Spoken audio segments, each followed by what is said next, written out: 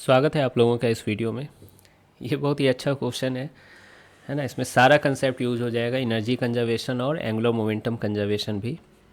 Question कह रहा है कि एक मीटर स्टिक है, यानी लेंथ उसकी 1 मीटर होगी और वो 240 ग्राम की है, जिसको मैं अभी तत्काल कैपिटल एम मान रहा हूँ, ठीक है, इसके मास को।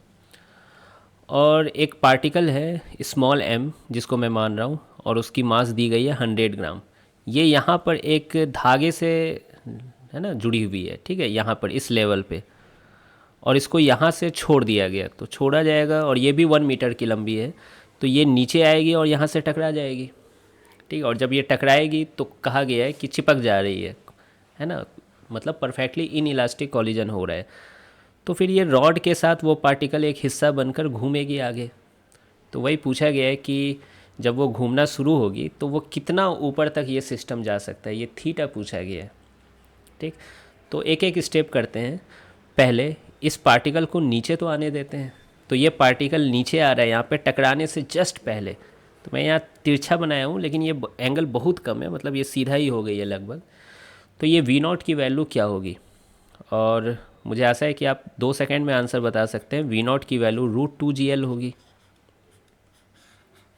ठीक है। L इसकी लेंथ को लिया गया है, L कैसे निकाला गया? ये नॉर्मल एनर्जी कंजर्वेशन है ना। पोटेंशियल एनर्जी mgl वो चली गई ½ mv² में, तो V0 √2GL। इसकी तो आदत हो गई होगी, मौखिक भी हो जा रहा होगा।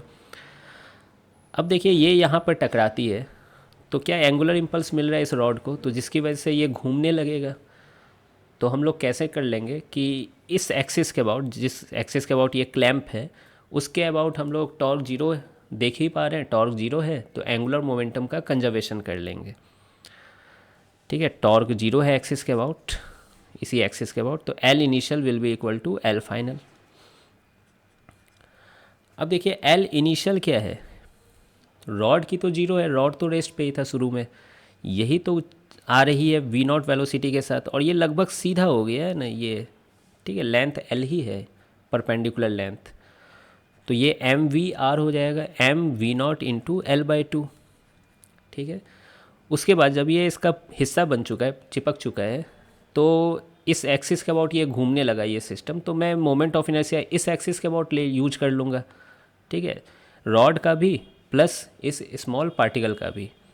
तो रॉड का, चलिए पार्टिकल का ml² हो जाएगा, और रॉड का क्या हो जाएगा, ml²/3 इंटू ओमेगा, आई ओमेगा।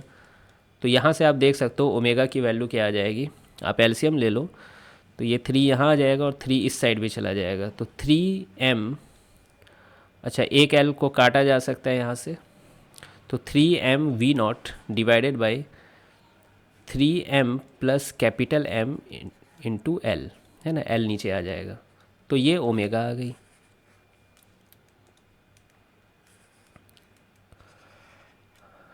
अब देखिए ओमेगा आ चुका है, अब आधा काम हो चुका है। पूछा गया है कि मैक्सिमम एंगल कितना जाएगा, वैसे ज़्यादा टेंशन यहीं पर होगा, मैक्सिमम एंगल कितना ये ऊपर जा सकता है। तो अब ये इनिशियल सिचुएशन हो गया और ये फाइनल सिचुएशन हो गया। मैं दोनों को एक ही जगह दिखाया हूँ, ये इनिशियल है और ये फाइनल सिचुएशन है। अब बताइए रॉड अगर ऐसे ओमेगा से घूम रही है, ठीक है, तो ये ऊपर जा पाएगी, क्यों? काइनेटिक एनर्जी की वजह से। लेकिन ऊपर जाते जाते उसकी काइनेटिक एनर्जी कम होगी, और वो किस में जा रही है, पोटेंशियल एनर्जी में जा रही है, ठीक है। तो जब kinetic energy totally potential energy में चली जाएगी तो वो रुक जाएगी वहाँ पर, फिर वो नीचे आ जाएगी। तो वही सिचुएशन है यहाँ पर।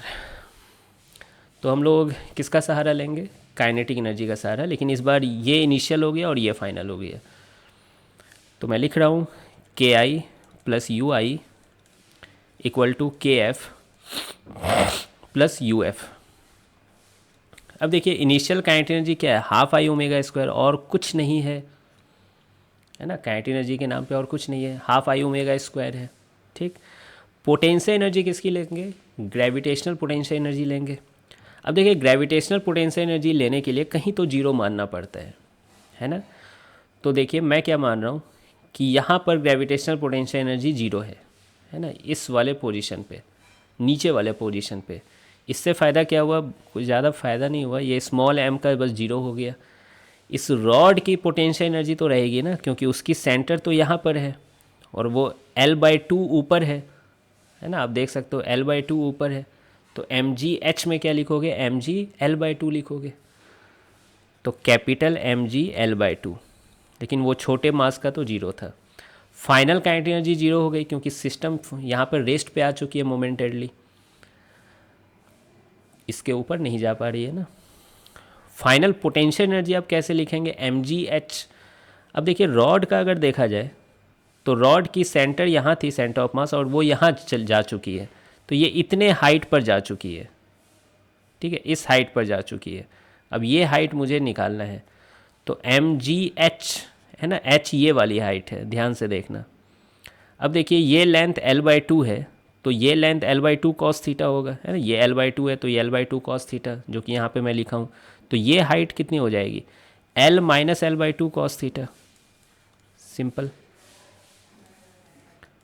प्लस छोटा पार्टिकल भी तो यहाँ पर पहुँच चुका है, तो ये देखिए एल है, तो ये वाली लेंथ एल कॉस थीटा है ना, आप कंपोनेंट ले लो एल कॉस थीटा, तो यहाँ से कितनी हाइट हो जाएगी, L minus L cos theta.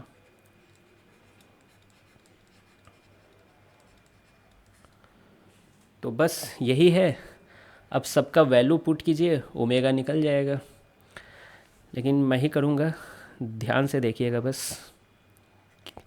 पहले ऐसा कर रहा हूँ, इसको थोड़ा सा ठीक कर दे रहा हूँ, फिर वैल्यू पुट करूँगा। हाफ आई ओमेगा स्क्वायर, इसको उधर भेजूँगा तो माइनस हो जाएगा, तो minus m g l by two, plus ये दोनों को अलग अलग कर लेते हैं, तो एम जी एल हो जाएगा।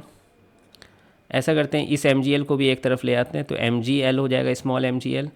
ये कॉस थीटा वाले को एक साथ कर लेते हैं, ये दोनों वाले को, और माइनस भी है वहाँ पे, तो माइनस कॉस थीटा, यहाँ पे बच गया m g l by two, और यहाँ पे बच गया स्मॉल एम जी एल। तो यहाँ तक समझ में आ रहा होगा, आई होप। फिर देखिए, अब यहाँ काटना शुरू करते हैं इस चीज़ को।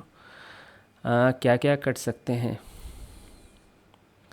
चलिए एक स्टेप और लिखता हूँ। Half I omega square equal to, ये दोनों का एलसीएम कर लें तो m g l by two हो जाएगा, प्लस ये एम जी एल हो जाएगा, माइनस इन दोनों में कॉमन ले लें तो जी एल बाई टू कॉमन हो सकता है, तो जी एल बाई टू कॉमन ले लिया जाए, तो ये बच जाएगा यहाँ पे, और कॉस थीटा तो कॉमन है ही,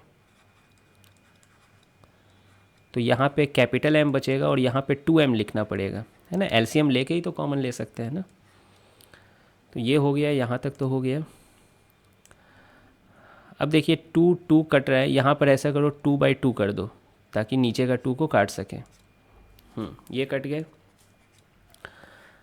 फिर क्या होगा, जी एल को कॉमन लेके इधर भेज देते हैं, जी एल को कॉमन लेके, तो ये बन जाएगा I omega square by ji L. यहाँ बच जाएगा capital M plus two M minus cos theta capital M plus two M. अब देखिए capital M plus two M से अगर डिवाइड कर दिया जाए, और कॉस थीटा को इधर भी ले आ रहा हूँ मैं, और इसको उधर भेज दे रहा हूँ, तो ये बन जाएगा one minus I omega square by G L M plus two m. ठीक है, यहाँ तक तो आ चुके हैं हम लोग, थोड़ा सिंप्लीफाई हो गया है। अब वैल्यू पुट करने की देरी है। चलिए इस साइड लिखता हूँ मैं, कॉस थीटा इक्वल टू क्या था, one minus I omega square by ji L, I omega square by G L M plus two M. One minus I की वैल्यू थी M L square plus capital M L square by three, ठीक, तो इसको LCM ले लूँ तो three यहाँ आ जाएगा नीचे, तो ये आई हो गया। ओमेगा स्क्वायर की वैल्यू आई थी ये वाली, इसको स्क्वायर कर लेते हैं, तो nine m square v not square, अच्छा वी नॉट स्क्वायर की वैल्यू टू जी एल लिख देता हूँ मैं, क्यों, वी नॉट की value root two g l है, तो वी नॉट स्क्वायर की वैल्यू टू जी एल हो जाएगी। ये नाइन एम स्क्वायर हो गया, और ये three M plus capital M का होल स्क्वायर।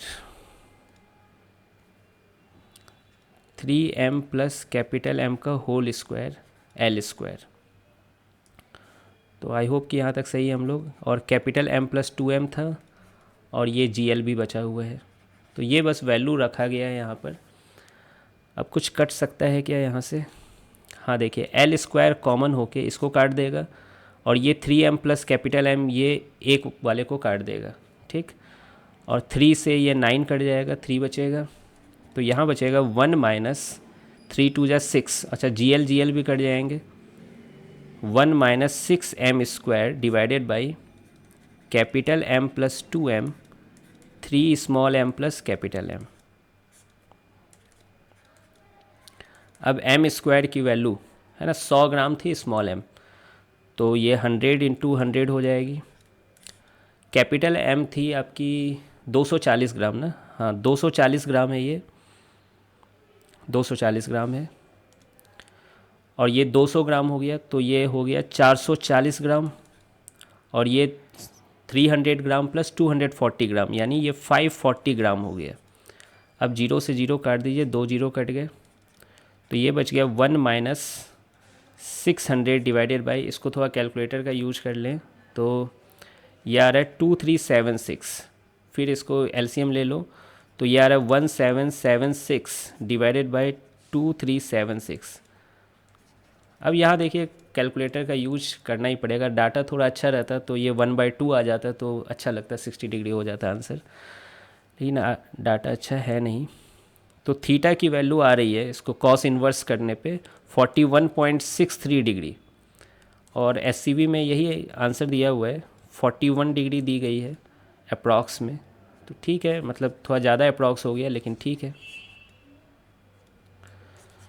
तो आई होप कि आपको ये सॉल्यूशन समझ में आ गया होगा। कैलकुलेशन ही ज़्यादा था और कुछ नहीं था, बाकी energy conservation and momentum conservation था, एंगुलर मोमेंटम कंजर्वेशन। तो मिलते हैं फिर नेक्स्ट वीडियो में।